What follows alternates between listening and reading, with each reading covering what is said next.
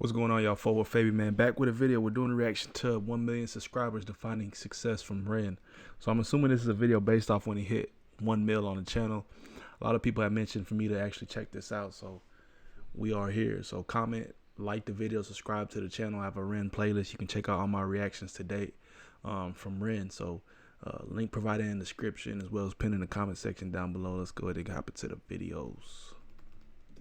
I want to keep this short and sweet because I wrote something that I want to share with you. But first of all, I just want to say how grateful I am. I've reached 1 million subscribers on YouTube, which is a flipping huge milestone. I wanted to say thank you to everyone who supported my music over the years, whether you're newly on board or have been here for a while. I wanted to say thank you to the YouTube reaction community who have gotten behind my stuff in a big way and really helped me reach this goal. So thank you guys. Yeah, I wanted to read this passage that I wrote about success. It's too much for me to remember right now, so bear with me. But yeah, success to me means that I have a responsibility that transcends me. If I have a platform where people are paying attention, then I feel like it's my duty to make that count. It's far more important than my aspirations with music and what I could personally gain. There's a saying that stuck with me recently, which was a rising tide lifts all ships. Somehow, by finding success for myself has meant that I can find success for the people around me, and that makes me feel very rich. I'm in a very strange position right now where I owe much of my success to the most destructive force in my life, which has been the turbulence of my physical and mental illness. The thing that has by far brought me the most pain has been a source of constant inspiration, which ironically led to creations which brought me the most joy. Creating art which means something to somebody else and can potentially be a companion to somebody else in the dark justifies my own pain, and I desperately needed that to be justified. There are a lot of people alive today who live in the dark. It's a place that I'm very familiar with. In the peak of my health problems, I was severely underweight. All my meals had to be restricted and blended, and I was so tired that I couldn't participate in life. I couldn't socialize, I couldn't watch films, I couldn't read. My bones constantly hurt. Even standing in the shower was excruciating and exhausting. And this went on for years, with no answers. Nobody could have ever convinced me during that time that my pain and suffering would be a source for something good, because it felt insidious. Nobody could have ever convinced me that something constructive can come from hurting every day. But I'm here to tell you that if you are hurting every day, don't be afraid. One thing I know to be a certain, to be a constant law of the universe, is that life is inconsistent. Life is beautiful and life is hideous. Life is kind and life is cruel. Dancing inside this dichotomy and inconsistency makes me know that you won't hurt forever, whether that comes from resolution of what you're going through or acceptance of where you are. You won't hurt forever. You don't know yet whether or not your pain conceals gold.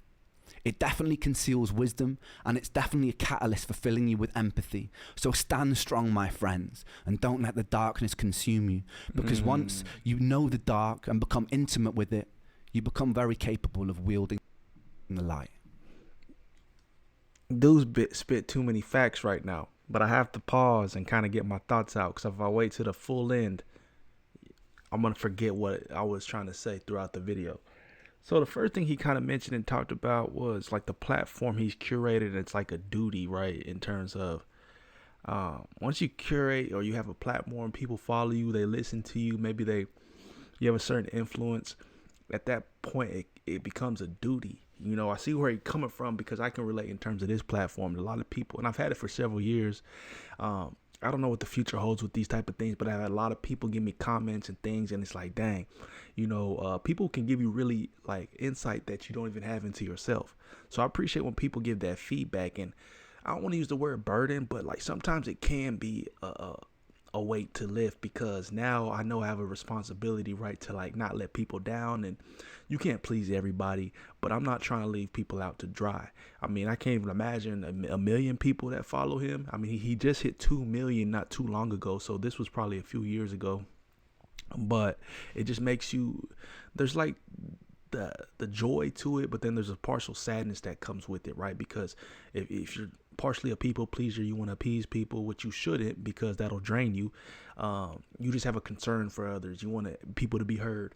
And then he kind of talked about his pain and his sorrow and how that's always he's been using it as like a guiding light, a force, and it's fuel to the fire, so to speak. That's always been true. You notice how, like, I've always used the phrase that, like, the most beautiful things are fleeting.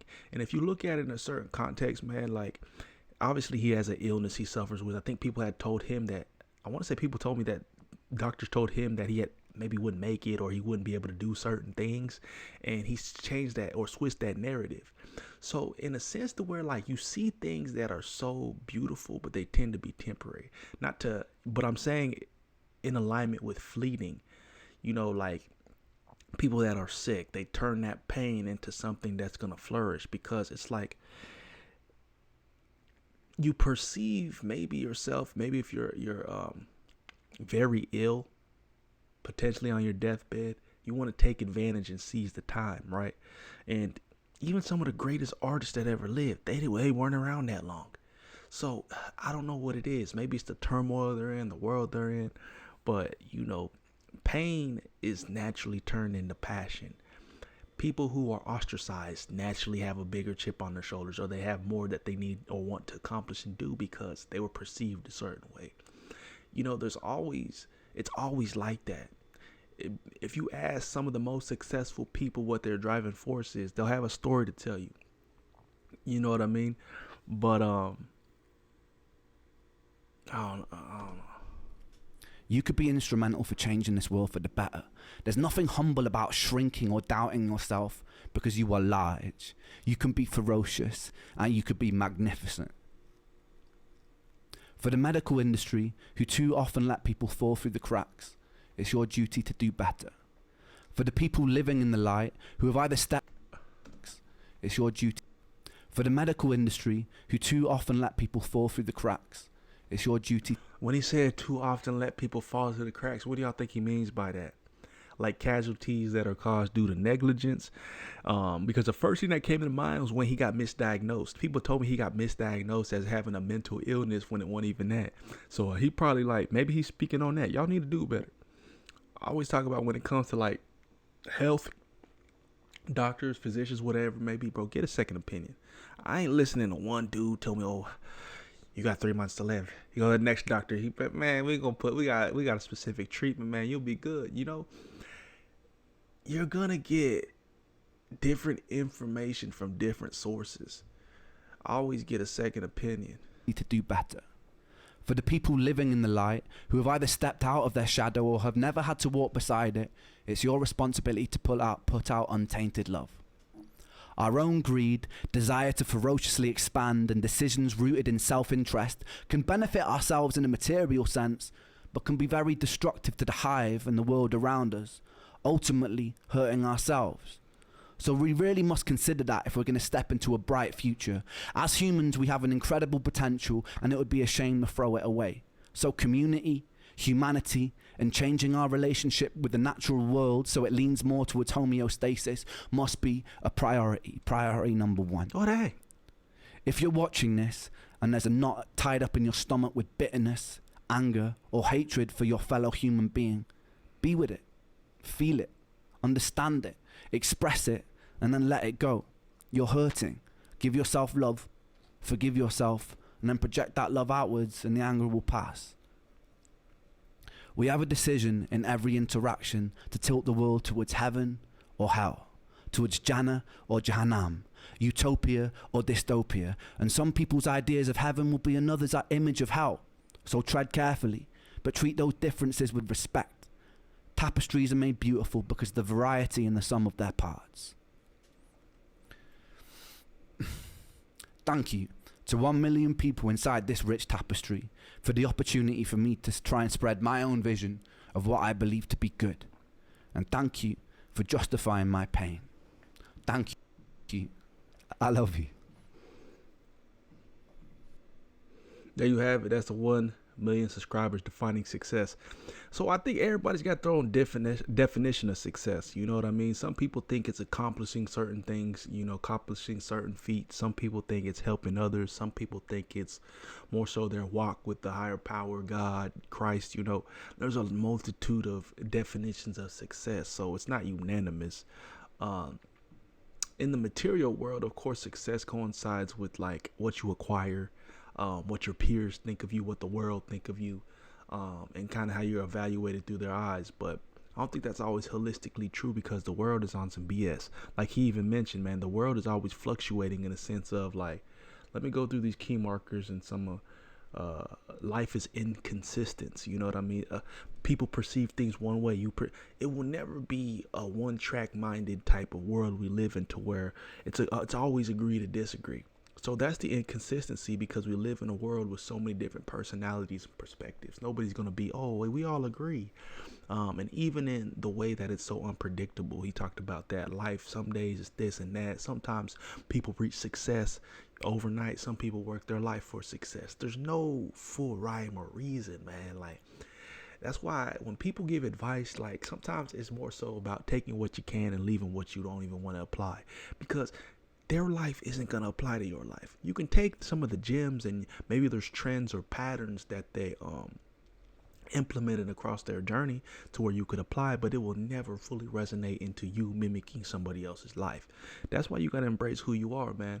And even in his struggles, he talked about embracing who he was. So I can attest to that. A lot of my setbacks, or a lot of the times where I was shunned, or been the black sheep or the outcast, that only fueled me to do my own thing. It put me on my own path, and I'm doing things that I never even thought I'd be doing, when I was younger, or even having the mindset that I thought I would have when I was younger. But the point is, it's like fuel. It's always going to be fuel.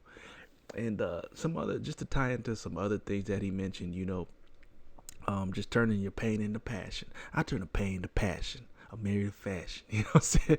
Hey, you got to turn your pain into passion, bro. And that, I'm telling you, like, there's so much beauty in that, because it's like your raw truth. Not too many people face too much time alone, and I've always been like the loner, isolation type of stuff, always in seasons of isolation, and it'll force you to really look yourself in the mirror. Not too many people have that downtime or the time to really just sit with themselves, and either they don't have the time or they won't even allow themselves to sit in the time within that time, because a lot of people, when they sit with themselves and really get to know themselves, they're scared, or they're scared to go down that path, because you got to face a lot of your I don't say ineptitude, but you gotta kind of face a lot of your demons, like people say. You'll face the worst of yourself, and when that rears its ugly head, sometimes people don't want to be around to see it. So that's what I mean. Like, sometimes you have to really evaluate yourself. In finding true understanding in oneself, you're able to make leaps and bounds in your path, your purpose, your journey, your walk. REN, a dude I can relate to, because I think on this caliber. A lot of people don't think on this caliber. They just think life is wake up, recycle through everyday steps, and when we die, everything is lights out. It's all black. It's over. There's no concept of heaven and earth. There's no, heaven and hell. There's no concept of God and the promises that he has and things that are beautiful, more beautiful on the other side. A lot of people want to fester in their negativity. Why would I believe in God? You know what I'm saying? There's nothing after this life. It's such a minute, limited perception and way of thinking, man, because there's bigger things out here, bigger things than this temporary time period on earth. So dude just spit bars. And not too many artists, not too many celebrities, famous people, who call it what you want, will really even take time to create a video like this. People inspire in certain ways, but not too many people inspire through their raw truth. Words or speaking to others. And maybe people inspire through their art, which is nothing wrong with that. But he's doing a multitude. He has the art. He's actually speaking to the people directly.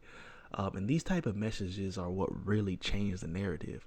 What did Steve Jobs say, man? If you believe you can change the world, the people that believe that they can change the world are the people that actually do. But this is a perception of a person who knows his voice, knows he got an influence, knows what impact he could have.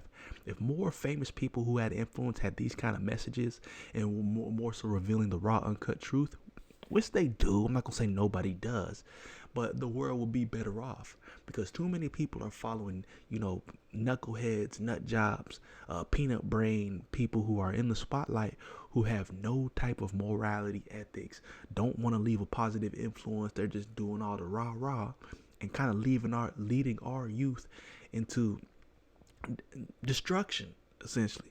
So, I mean, I can really respect this, man. I think that there's a lot of similarities, man. You got to tap into the pain. You got to tap into the pain, and it hurt. It hurt a lot of time. But, man, I do think it's like the grass is greener on the other side because you tap into a part of yourself that's like a whole different level. So, hey, shout out to Ren, man. Much love to everybody who recommended this video. It just shows how raw, authentic he is, and real and true to the fans. So yeah, man. Peace, love, prosperity. God bless y'all, man. We'll see y'all in the next video. We out.